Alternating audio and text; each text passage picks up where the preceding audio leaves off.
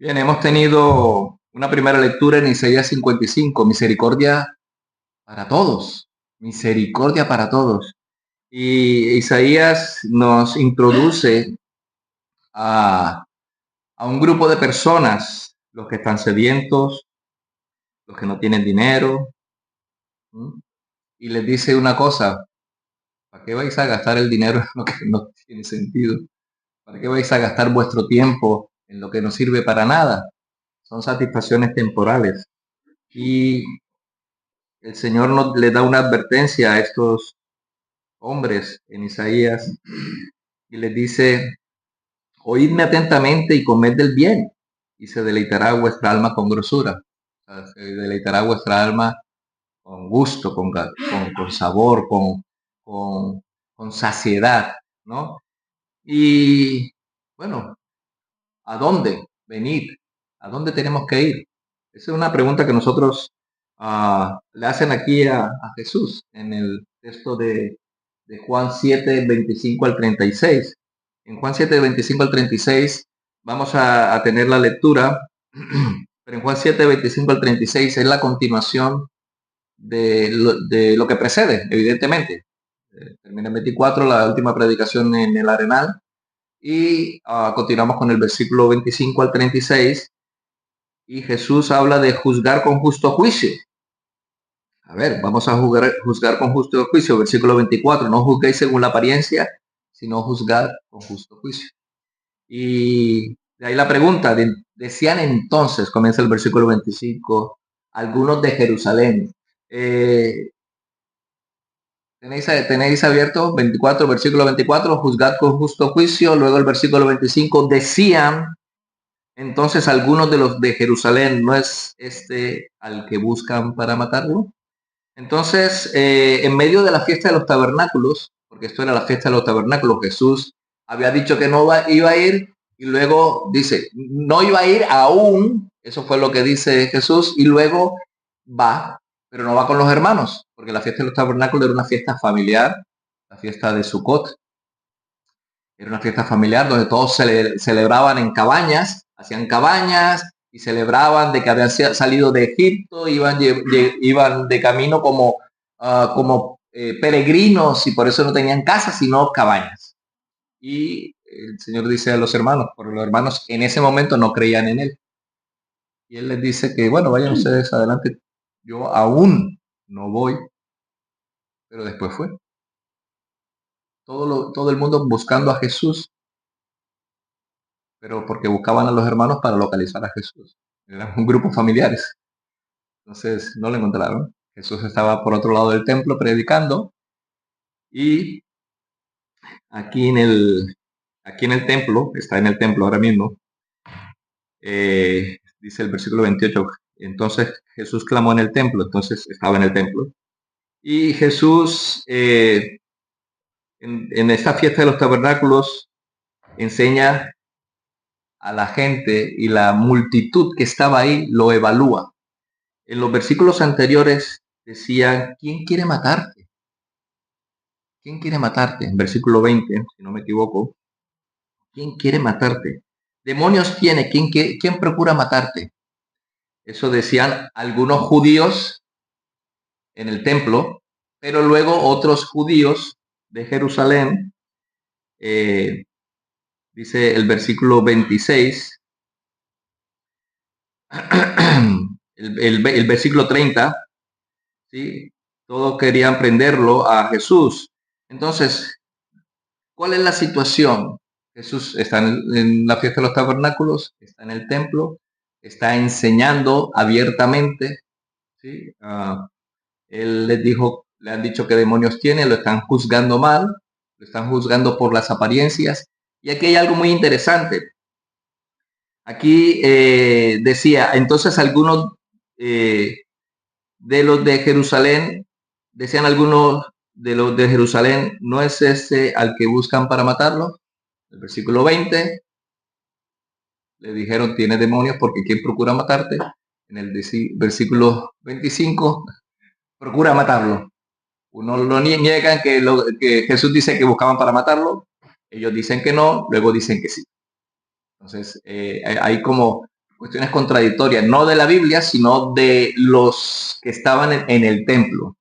Acordaos que la fiesta de los tabernáculos tenía que ser una fiesta bastante llena, porque todo varón, toda familia tenía que estar representada en Jerusalén ese día, en el templo ese día. Luego, 6 meses después, vendría la de la Pascua, pero esta era una de las fiestas más importantes, la de los tabernáculos. Entonces, Jesús está enseñando en el templo y la multitud lo está evaluando. La evaluación continúa, versículo 25, pero la evaluación de esta gente fracasa porque le hacen las preguntas equivocadas. Al igual, hay una palabra triaje o el triage que le hacen, un médico determina qué tipo de síntomas tiene para ver si es atendido primero o después. ¿Tiene dolor de cabeza? Pero le hacen preguntas en el dolor de cabeza, a lo mejor porque se dio un golpe y no requiere tanta urgencia como una persona que tiene un dolor en el corazón. Entonces, evalúan para diagnosticar la urgencia, si es más urgente, si es menos urgente.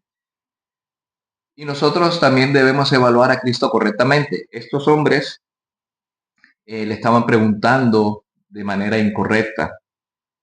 La pregunta no era no solamente quién era Él, sino de dónde viene y hacia dónde va.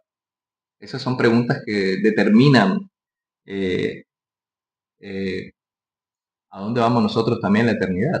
¿De dónde venía Jesús? ¿Hacia dónde iba? Porque él mismo está hablando.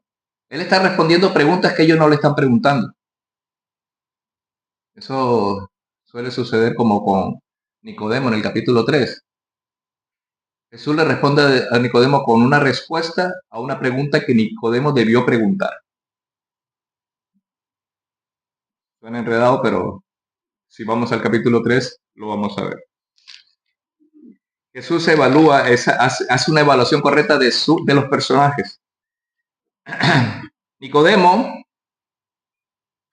viene y le dice, vino a Jesús de noche, capítulo 3, y le dijo, Rabí, sabemos que has venido de Dios como maestro, porque nadie puede hacer estas señales que tú haces si no estuviera Dios con él. Y Jesús le hubiese dicho, sí, yo he venido como maestro, yo soy maestro y vengo de parte de Dios. No, Nicodemo hace una pregunta, pero Jesús le responde a la pregunta que debió preguntar. Y respondió Jesús y le dijo, de cierto te digo, el que no naciera de nuevo no puede ver el reino de Dios. ¿Qué tiene que ver esta respuesta con la pregunta? Y es que Jesús le está diciendo a Nicodemo, estás preguntando mal, estás haciendo la pregunta incorrecta. Y aquí está sucediendo exactamente lo mismo.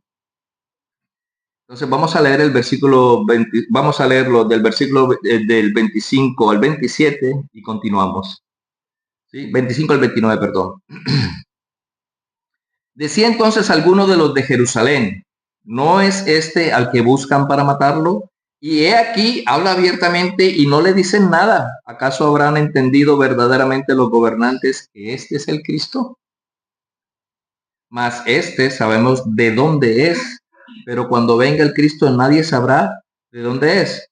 Entonces clamó en el templo enseñando y diciendo, tanto me conocéis a mí como sabéis de dónde soy. Y no he venido de mí mismo, mas el que me envió es verdadero, a quien vosotros no conocéis, pero yo lo conozco, porque de él procedo y él me envió. Entonces, los judíos creían conocer a Jesús. Aquí dicen, mas sabemos, versículo 27, ¿de dónde es? Ellos se suponían que sabían de dónde era Jesús. Y ellos están haciendo una evaluación. Es un Galileo. Eso sabemos de dónde es. Pero cuando venga el Cristo nadie sabrá de dónde es. Eso es mentira. Eso es falso. Eso es una mala interpretación. O sea, ellos tenían una cristología equivocada. Y es posible que nosotros también tengamos, en cierto sentido, una cristología equivocada. ¿Por qué? Porque aquí dice que sabemos de dónde es, pero cuando venga el Cristo nadie sabrá de dónde es. ¿Cómo así que nadie sabrá de dónde es? ¿Qué dicen las escrituras acerca de el Cristo? Que nacería en Belén. Y tú, Belén de Efrata, pequeña entre de las casas, de ti me nacerá el cual será el Cristo. ¿Sí? O sea, Dios, a través de los profetas del Antiguo Testamento, determinaron que el Cristo nacería en Belén, en la casa de David. En la casa de David no es que David vive en el número 12 y ahí no. En la casa de David, de la descendencia de David, saldrá el Cristo, el que será llamado el Cristo, el que salvará a su pueblo de sus pecados. Y ellos decían que nadie sabe de dónde es. Y eso es una gran mentira, estaban equivocados. Ellos hicieron una aseveración equivocada porque tenían una información errada. Habían entendido mal toda la escritura. Seguramente habrán cogido una parte de la escritura y habrán dicho, pues nadie sabe dónde es, porque vendrá repentinamente. Malaquías, si no me equivoco, Malaquías 3. Pero ellos esperaban que, bueno, ellos pensaban que él era de Nazaret, ¿sí? Porque su familia era de Nazaret, estaba en Nazaret, ellos vivían en Nazaret, pero a mí me dicen que yo soy me dicen que estoy hasta canario, pero yo no soy ni canario ni nada, soy de Barranquilla, mi familia es, bueno, de Barranquilla, pero si me miran el documento de identidad, saben que yo nací en Medellín. Pero es que el acento es costeño, de la costa de Colombia. Tú de Cachaco o de Paisa no tienes nada. Yo, bueno, oye, mira, lo que dice dónde nací no es mi acento, sino el registro civil. Y entonces ahí viene la otra cuestión. Estaban en el templo, habían sacerdotes y habían fariseos. Había un registro de todos los nacidos en todas las regiones de Israel.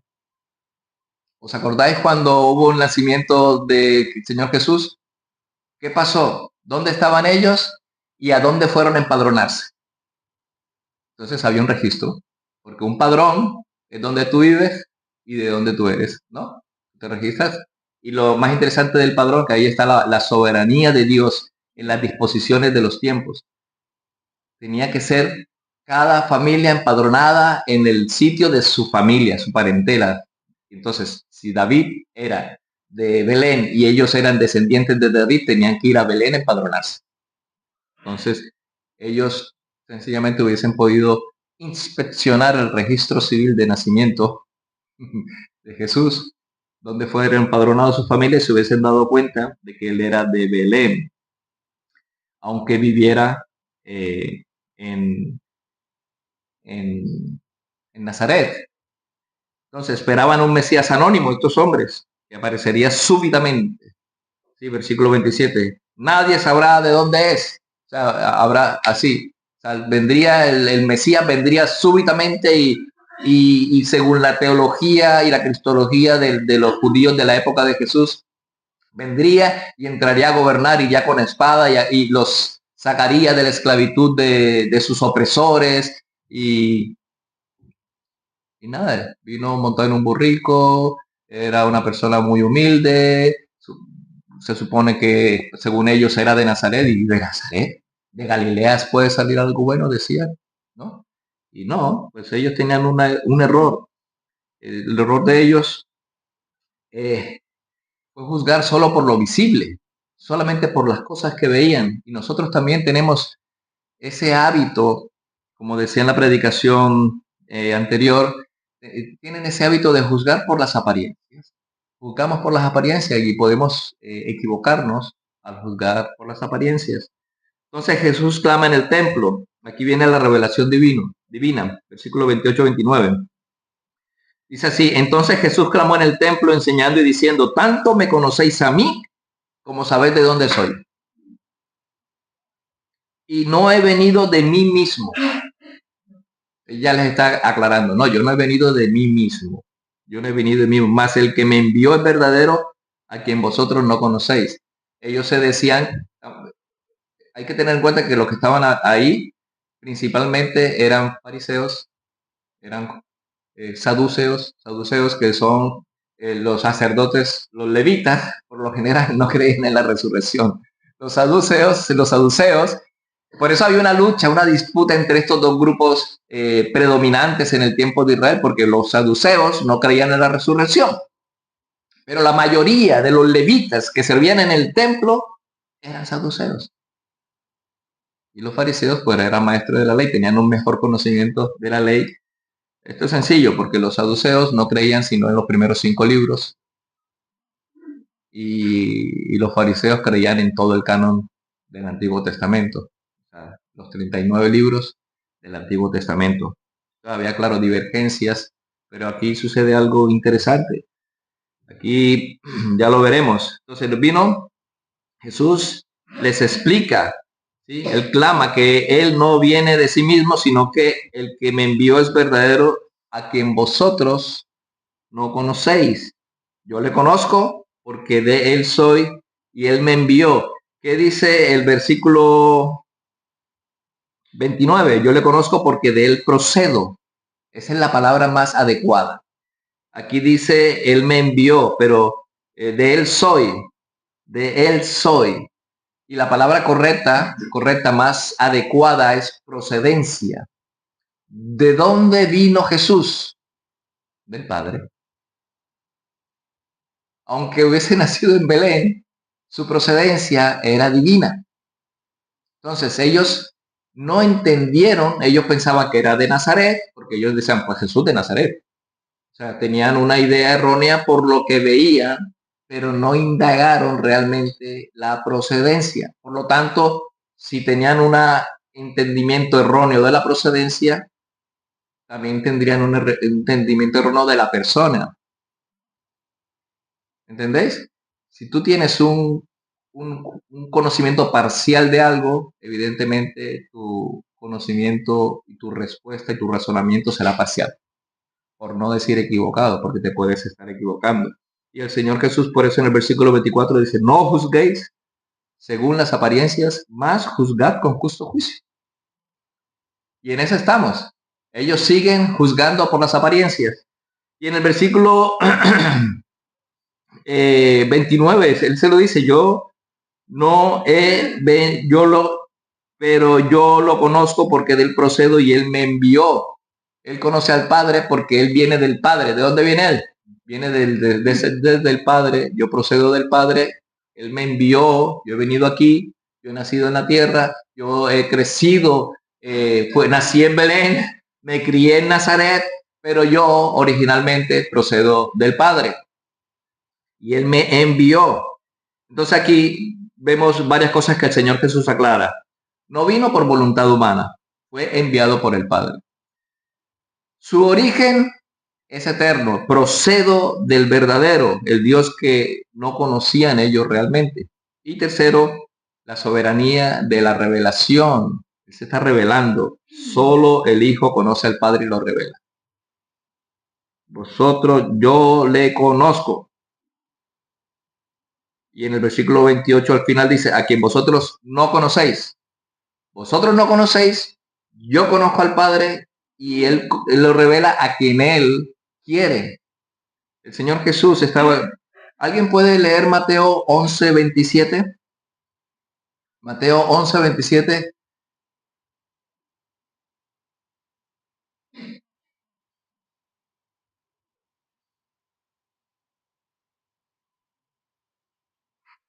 Todas las cosas me fueron entregadas por mi Padre.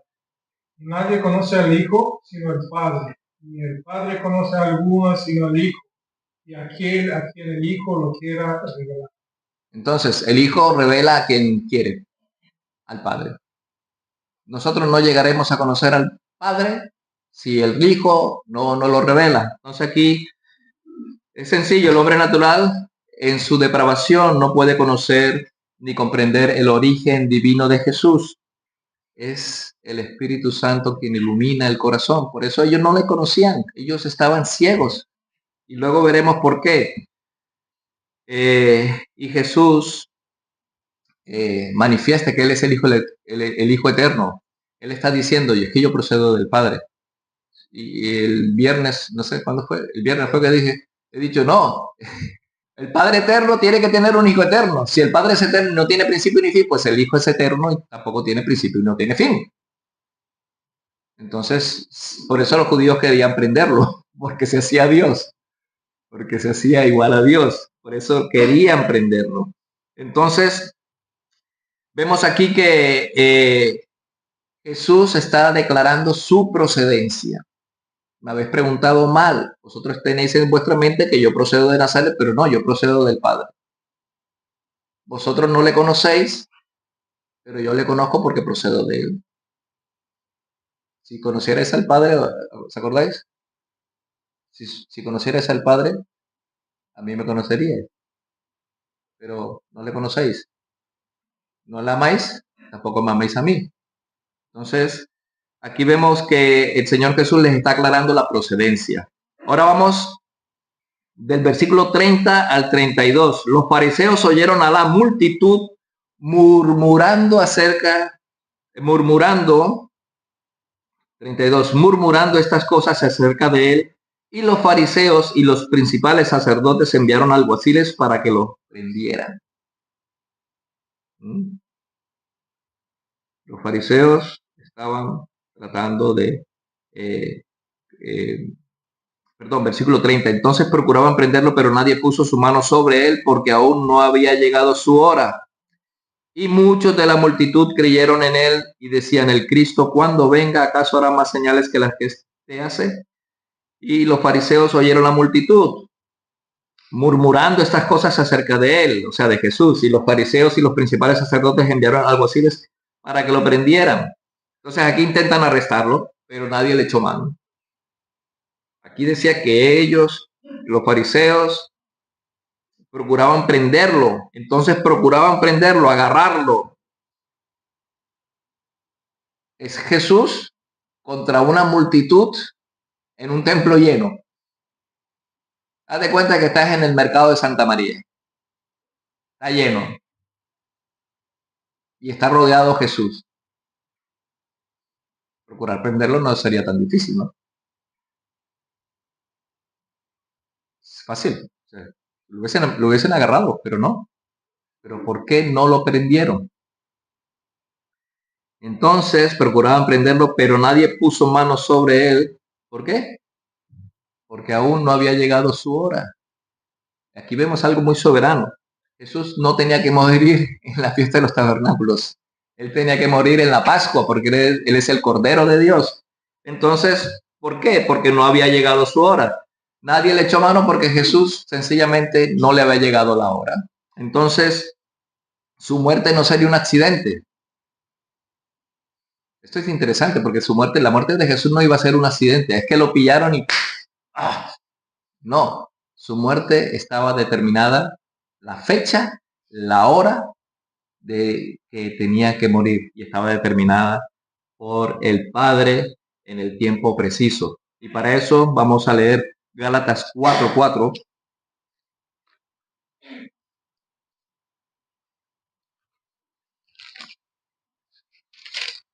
Gálatas 4:4 nos dice lo siguiente.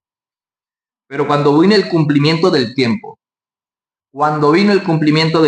Dios envió a su Hijo hecho de mujer, hecho súbdito a la ley.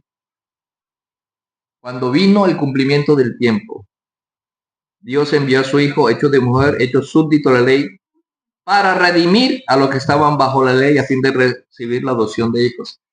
Dios determina el nacimiento de Jesús, la ciudad de Belén. Dios determina el censo de los judíos, de todos los judíos, el censo.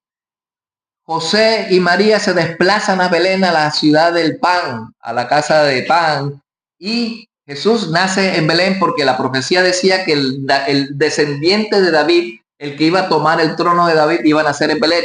Y Dios se valió del soberano de esa época y decir, todo el mundo se tiene que censar. Todo el mundo enojado, ¿por qué me tengo que censar? Pero no pasa nada, Dios tenía todo bajo control. Dios envió a José y María que nacieran en Belén porque el Mesías tenía que nacer en Belén. ¿Lo sabían ellos? No sabían, ellos simplemente obedecieron que tenían que ir a censarse. ¿Lo sabía el soberano que dijo que tenían que censarse? Pues tampoco lo sabía. Sin embargo, hay un registro en el cual dice que Jesús nació en Belén de Efrata. Entonces Dios no solamente determinó dónde iba a nacer el Mesías, sino que lo determinó con 800 años de antelación. Y cuando nació el Mesías, nació donde Dios dijo que tenía que nacer, en la hora y el tiempo indicado. Así que, pero cuando vino el cumplimiento del tiempo, esto es la soberanía de Dios. Entonces, cuando venga el cumplimiento del tiempo, aquí Jesús no tenía que morir, porque todavía no había llegado su hora, versículo 30, porque aún no había llegado su hora. Y luego dice aquí que muchos de la multitud creyeron en él y decían, el Cristo cuando venga, ¿acaso hará más señales que las que este hace? Luego vemos aquí una alianza. Sabéis que los fariseos y los saduceos no se gustaban mutuamente. Siempre tenían disputas. Eran enemigos, aunque estaban sirviendo al mismo Dios, eran enemigos acérrimos. De hecho, habían dos sumos sacerdotes. Los fariseos sabían que eso estaba mal, porque yo era maestro de la ley. Solo tiene que haber un sumo sacerdote, pero habían dos sumos sacerdotes saduceos. No creían en la resurrección. Pablo, cuando se da cuenta y sabe que hay saduceos y que hay fariseos, y Pablo era de los fariseos, sabía que los saduceos no creían y dice, por causa de la resurrección de los muertos estoy siendo juzgado. Y empezó la disputa. ¡Oh! No, no hay resurrección de los muertos. Y los fariseos, sí, bueno, pero si hay resurrección de los muertos, ¿y qué si un ángel le habló? Entonces siempre hay esa disputa, y aquí estaban estos dos grupos que se han confabulado. Aquí estos dos grupos se han confabulado. Estos dos grupos eran enemigos teológicos. Es como decir, qué sé yo, cristianos o musulmanes. Así. Pero si vemos en Juan 3, 19 y 20, Juan 3, 19 y 20, dice así.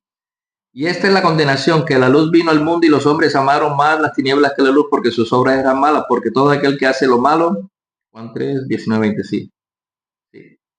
Porque todo aquel que hace lo malo aborrece la luz y no viene a la luz para que sus obras no sean redargüidas. Aquí estamos viendo que estos se pusieron de acuerdo para que no viniera la luz a ellos. ¿Qué hicieron estos hombres? Se pusieron de acuerdo. Esta alianza muestra la unión de las tinieblas en contra de la luz.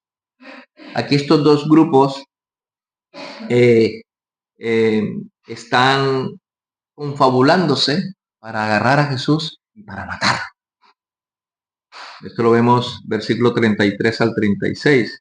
Bueno, el versículo 32, los fariseos oyeron a la multitud murmurando estas cosas. Acordaos que antes había una murmuración y ellos procuraban no decir nada para que no lo supieran los judíos. Y este Jesús está ahora mismo hablando y se han dado cuenta porque hay unas personas que han creído en Jesús, pero hay que tener en cuenta que no siempre cuando Juan dice, versículo 32, cuando Juan dice que creyeron, significa que se salvaron. O sea, creer en el Evangelio de Juan no necesariamente significa ser salvos, simplemente creyeron, porque esta misma multitud, poco tiempo después, lo estaba gritando, crucifícale, crucifícale, crucifícale, ¿no? Entonces los fariseos oyeron a la multitud murmurando estas cosas acerca de él. ¿Qué cosas? ¿Sí? ¿El Cristo puede hacer las obras que éste hace? ¿Hay alguien que pueda hacer más obras que este Jesús? ¿Cuáles obras? Bueno, Jesús estaba haciendo referencia en los versículos anteriores del ciego, del tullido que estaba en la piscina de Bethesda. También había hecho los milagros de la multiplicación de los panes. Aquí hay que recordar que hay tanto galileos como gente de Jerusalén. Los de Jerusalén desprecian a los galileos. Los galileos no se llevan bien con los de Jerusalén, ¿no? Porque los galileos están cerca de la frontera y están mezclados, son una mezcla, son insignificantes, son personas que no sirven para nada. ¿Cómo es posible? De Galilea no puede salir nada bueno. Ese es el dicho de ellos. Y aquí vemos que estos hombres, muchos de la multitud creyeron en él y decían, el Cristo cuando venga, ¿acaso hará más señales que las que este hace? Esta gente también había visto señales y dice, no, si este es el Cristo, si alguien va, ellos estaban viendo a través de las señales, ellos pensaban que por las señales, los unos por la ubicación, los otros por las señales, pero ninguno estaba haciendo la pregunta correcta. La primera pregunta fue, ¿de dónde venía él? ¿Sí? La respuesta Jesús se las dio, yo procedo del Padre. Y ahora la siguiente pregunta es, ¿a dónde va? ¿A dónde va? Jesús, ¿a dónde va? Vamos a ver, versículo 33 al 36. Entonces Jesús les dijo, aún un poco de tiempo y estaré con vosotros, e iré al que me envió. Iré al que me envió. Me buscaréis y no me hallaréis, y donde yo estaré, vosotros no podéis estar. ¿Sí? Entonces los judíos dijeron entre sí, ¿a dónde se irá este que no le hallemos? ¿Se irá a los esparcidos entre los griegos y enseñará a los griegos? ¿Qué palabra es esta que ha dicho? Me buscaréis y no me hallaréis, y donde yo estaré, vosotros no podéis venir. Vosotros no podéis estar. Bueno, Jesús le anuncia el destino. Ya le dijo de dónde vino. ¿De dónde vino? Del Padre. ¿Y hacia dónde va? Al Padre. Yo vine del Padre y vuelvo al Padre. ¿Y qué hacen ellos? Bueno, primero le hace una advertencia. ¿Sí? Me buscaréis y no me hallaréis, y a donde yo estaré vosotros no podréis venir, no podéis estar. Entonces Jesús anuncia que él vuelve al que le envió. ¿Todo bien? Bueno, ¿qué significaba su partida? ¿Hacia dónde? ¿Cómo iba a ir él? ¿Cómo iba a ir Jesús al que le envió? ¿Cómo pensamos nosotros que Jesús tenía que volver al que le envió? ¿Cómo vino él y cómo se tenía que devolver? Él vino y nació de una virgen y habitó en esta tierra, pero ¿cómo tenía que volver al Padre? Pues él tenía que volver a través de su muerte y su resurrección. ¿Sí? Muerte, resurrección y ascensión a la gloria. Esa es la vuelta al Padre. El nacimiento fue su vuelta, su venida, su procedencia. Él vino como una persona, como un ser humano, completamente humano, y se devuelve al Padre glorificado. Esto causó revuelo entre esta gente. Y les dice una advertencia, me buscaréis y no me hallaréis, y a donde yo estaré vosotros no podréis venir. Aquí hay una oportunidad limitada. Aquí le está diciendo sencillamente que la gracia tiene un tiempo. La gracia tiene un tiempo. Y si tú crees que dices, no, voy a buscar a Jesús, ya buscaré a Jesús, tú estás jugando con una ruleta rusa. Estás haciendo así, ¿ves? No, más adelante. No, es que en cualquier momento te puedes morir. El momento de la salvación es ahora. Siempre el momento de la salvación es enseguida. Cuando alguien proclama el Evangelio, el momento de la salvación es ese.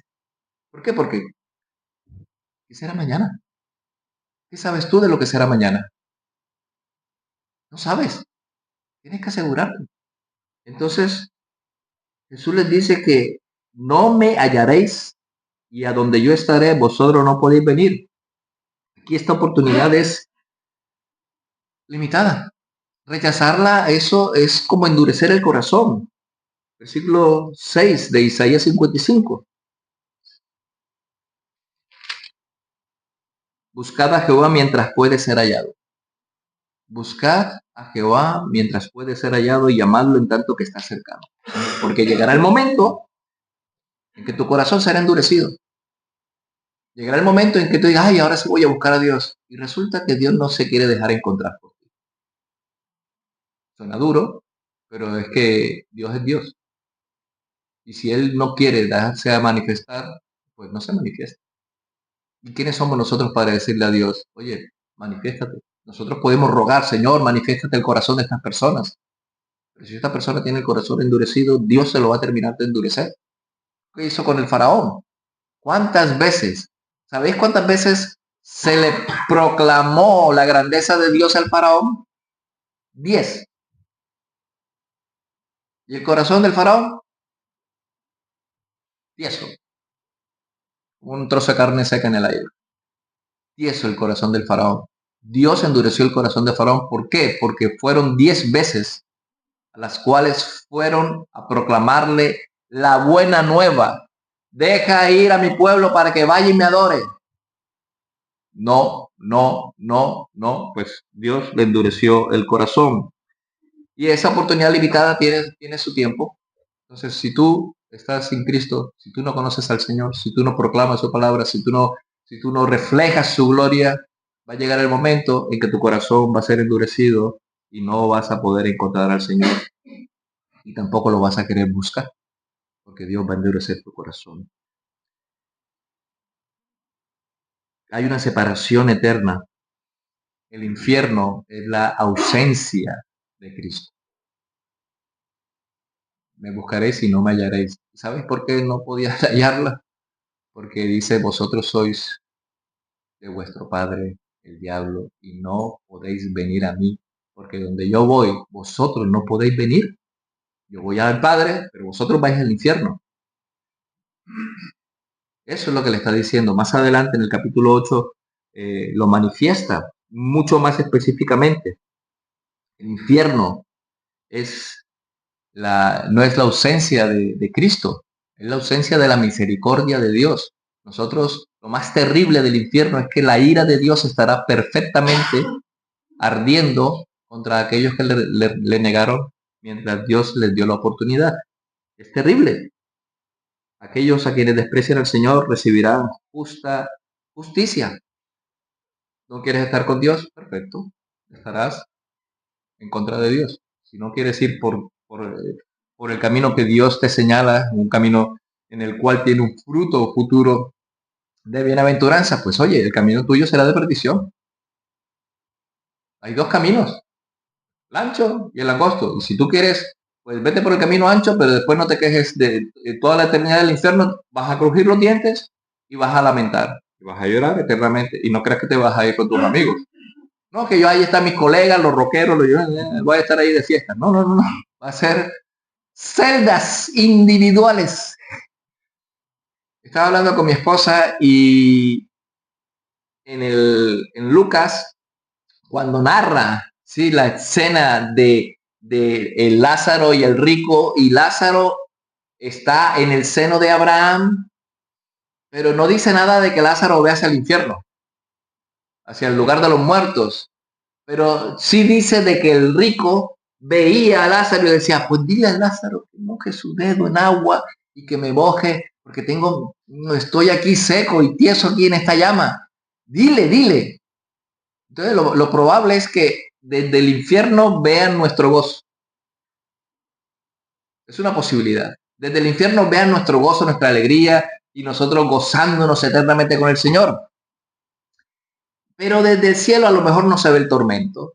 ¿Por qué tenemos que ver tormento? Ya nosotros padecimos lo que padecimos aquí en la tierra. ¿Para qué vamos a ver tormento? Es una posibilidad. Porque en ese evento Lázaro no ve al rico, pero el rico ve a Lázaro en el seno de Abraham gozando y disfrutando. Él tuvo miserias en la vida, ahora es consolado. Entonces nosotros, como vamos a ser consolados, los que estén en el infierno van a ver nuestro consuelo. Y si tú rechazas a Cristo, no va a haber consuelo para ti. Va a haber solamente tormento. Y luego aquí se burlan. Esto es una paradoja. ¿Acaso se irá con los griegos? ¿Acaso se irá con los griegos? ¿Irá a predicarle a los expatriados que están en Grecia? ¿Acaso se irá a predicarle a los griegos? Con ese desprecio que lo hace. Pero en su burla hay una profecía. Sin saberlo, o sea, no sabían que iban a profetizar de que la predicación del evangelio iba a llegar a los griegos, a los europeos, a los latinoamericanos, a Asia y a todo el mundo. Para ellos todos son griegos. Jesús salvará a gentes de todas las naciones. Eso es lo que dice Apocalipsis 5:9. De toda tribu y toda lengua habrán salvos por el Señor. Jesús, cuando ellos le rechazaron, él se fue hacia los griegos. Y ellos se fueron a los griegos. Por eso la iglesia, yo voy a hacer una conjetura aquí. Chile, Rusia, Reino Unido, España, Argentina, Colombia, Ucrania. 6, 7 nacionalidades en los que estamos aquí. Qué maravilla. Han profetizado maravillosamente. Jesús se fue a los griegos, se fue a todo el mundo, y ahora todo el mundo que confiesa a Jesús como Señor y Salvador, ahora es salvo. Qué cosa, ¿no? Entonces, versículo 35, entonces los judíos dijeron entre sí, ¿a dónde se irá este que no le hallemos? Se irá a los esparcidos entre los griegos y enseñará a los griegos. Qué desprecio tenían esta gente. ¿Qué palabra es esta que ha dicho? Me buscaréis y no me hallaréis. Y donde yo estaré, vosotros no podéis venir, porque él iba al Padre, pero ellos iban directamente al infierno. Eso fue lo que le dijo el Señor Jesús. Entonces Jesús hoy, como en aquel entonces, nos confronta con dos preguntas eternas. ¿De dónde viene? ¿Sabéis de dónde viene Jesús? Viene del Padre. Esa pregunta es importante. Si tú sabes que Jesús viene del Padre, más te vale prestar atención a lo que está diciendo Jesús y hacia dónde va. Porque él dijo que él subiría al Padre, se sentaría en su trono y volvería por segunda vez en justicia y en juicio. Entonces, si tú crees que Jesús era solamente alguien que venía de Nazaret, alguien que nació, bueno, yo sé que teóricamente Jesús nació en Belén, porque así dice la Biblia, y está bien entendido en eso, y eso está muy bien, eso me parece excelente. Pero Jesús procedía del Padre, volvió al Padre y regresará como juez. La teología cristiana sencillamente nos enseña que sin la gracia soberana nadie puede ver. Seguiremos ciegos, estaremos sin gloria, sin su misericordia, sin su amor, sin su revelación, y seremos pecadores lanzados porque, porque rechazamos al Señor, porque no reconocemos, no endurezcamos nuestro corazón, no nos pongamos duros, entreguemos nuestras disposiciones, nuestro tiempo a la obra del Señor. Esas son las cosas que se compran sin dinero. Las cosas que tú compras con dinero perecen. Las cosas eternas permanecen para siempre. El Señor Jesús no se cansó de estar advirtiéndonos acerca de dedicar, de buscar primeramente su reino y su justicia. Y las demás cosas, como el trabajo, la vivienda, la familia, la comida y todas esas cosas, Él las iba a proveer. Nosotros no paramos de fijarnos en las ofertas y no nos quedamos con lo que realmente importa. Siempre nos vamos por las rebajas, nos vamos por lo que creemos que nos puede satisfacer más, y lo que realmente está haciendo es un hueco en nuestro corazón, endureciendo nuestro corazón. Pero hoy es un día aceptable. Hoy es un día aceptable para que tú, si no lo has hecho, aceptes al Señor como tu Señor y Salvador. Que tú reconozcas que hoy es un día de salvación. Mañana tú no sabes. Yo voy a poner un ejemplo, me parece terrible, pero es que es un ejemplo muy crítico de las 43 personas que iban en el tren. La niña que se quedó solamente ella, huérfana, ni con familiares que la pudieran recoger. Esa gente, yo deseo que esa gente haya conocido al Señor. Pero ¿y si no? ¿Y si hubiese sido yo estaría en la presencia del Señor? No porque yo sea bueno, sino porque el Señor me prometió que si yo creía en Él como Señor y Salvador, yo estaría en su presencia el día que yo muera. Pero ¿y si tú crees que tienes disposición y autoridad sobre el día de mañana para determinar que mañana me iré a tal parte? Siempre tenemos que decir si Dios quiere. Pero también tenemos que entender que si tú no reconoces a Cristo Jesús hoy, en el día de tu salvación, hoy es el día en el cual tú puedes decir, Señor, sálvame, reconozco mi necesidad, confío en la obra de Cristo Jesús, su obra terminada, es una obra concluida, todo está hecho. No tenemos que buscar señales, ya las señales fueron hechas, ya el Hijo vino, el Hijo fue al Padre, y ahora tenemos que esperar que el Hijo regrese de nuevo en poder y gloria a juzgar a vivos y a muertos. Hoy es el día de tu salvación. Te está llamando. Si no lo has hecho, hey, acéptalo, tira para adelante. Con el Señor vas a comer gratis, porque aunque tengas trabajo y te estés procurando esforzarte con tu propio esfuerzo, siempre vas a estar agotado. Pero si buscas la gloria del Señor, Él te va a dar un trabajo y tú lo único que vas a hacer es agradecerle porque te ha provisto el trabajo, te ha provisto los alimentos y te ha provisto una vida eterna. ¿Sí? Buscar al Señor mientras pueda ser hallado. Buscar al Señor mientras pueda ser hallado para que donde Él esté, también estemos nosotros. Pero si no le buscamos y si no creemos en Jesús ahora, donde Él esté, vosotros no vais a poder estar. Y ahí es el lloro y el crujir de dientes. Busquemos al Señor mientras pueda ser hallado, porque donde Él esté, estaremos. Pero si no crees en Él, donde Él esté, tú no puedes estar. Oremos.